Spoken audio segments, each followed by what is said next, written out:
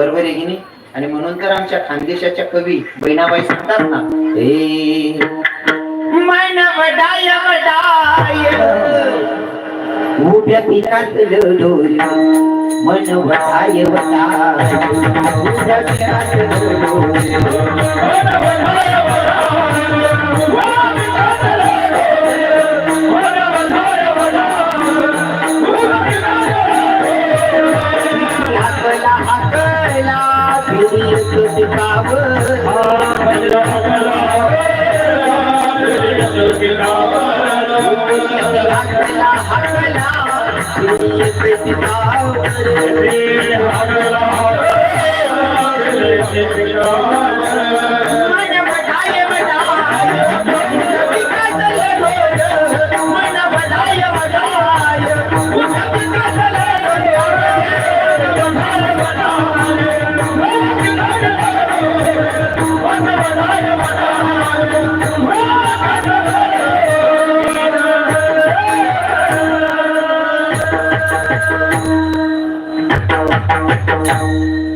आपला मान आवरता येत नाही, मनाला आळा घालता येत नाही, पण माऊली ज्ञानोबांनी स्वतःला एकांतमध्ये बसवलं आणि स्वतःला एकांतमध्ये बसवून त्या भगवंताचं दर्शन घेतलं. आणि भगवंताचं दर्शन घेतल्याच्या नंतरचा जो भाव आहे तो भाव माऊली व्यक्त करतात अभंगाच्या प्रथम चरणात.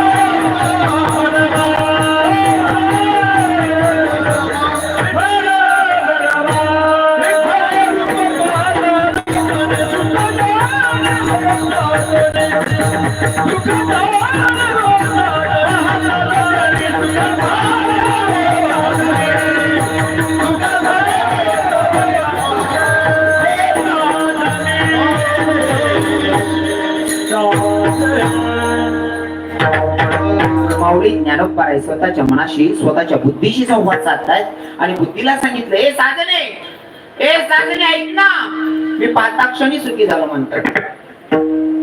पाताक्षणी सुखी झालो.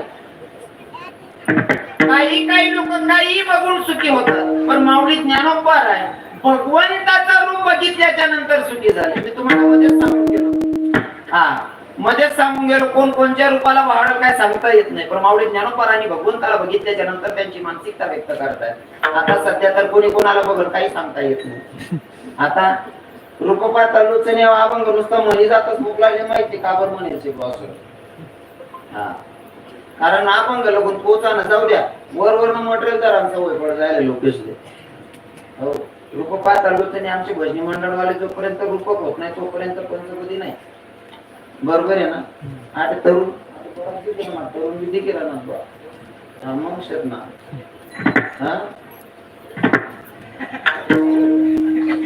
नाही खोटं बोला, पण थोडा बजेट ठेवा. पटलाच तरुण आता मी जर पडाले तरुण म्हणा किती गरबटी